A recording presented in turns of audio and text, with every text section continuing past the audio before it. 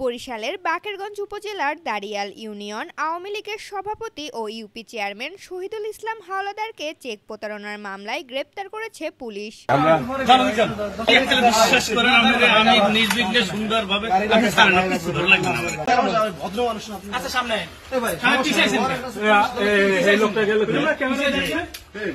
ওয়ালটন আবারও মিলিনিয়ার অফারে ওয়ালটন ফ্রিজ কিনে আপনিও হয়ে যেতে পারেন মিলিয়নিয়ার।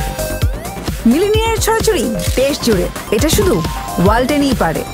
গত রবিবার বিকেলে বরিশাল শহরের গোরস্থান রোড এলাকা থেকে তাকে গ্রেপ্তার করা হয়। বাকেরগঞ্জ থানার অফিসার ইনচার্জ মোহাম্মদ শফিকুল ইসলাম জানান, ২০২২ সালে ইট সরবরাহের কথা বলে শহীদুল ইসলাম দুই ব্যবসায়ীর কাছ থেকে ৫৪ লাখ টাকা নেন এবং জামানত হিসেবে দুটি চেক দেন। পরবর্তীতে চেকে পর্যাপ্ত টাকা না থাকায় তা ডিজঅনার হয়। এই ঘটনায় ভুক্তভোগী ব্যবসায়ীরা দুটি মামলা দায়ের করেন। দীর্ঘদিন পলাতক থাকার পর গতকাল গোপন সংবাদের ভিত্তিতে শহীদুল ইসলামকে তার বাসভবন থেকে গ্রেপ্তার করা হয়। আজ দুপুরে তাকে আদালতের মাধ্যমে জেল হাজতে পাঠানো হয়েছে।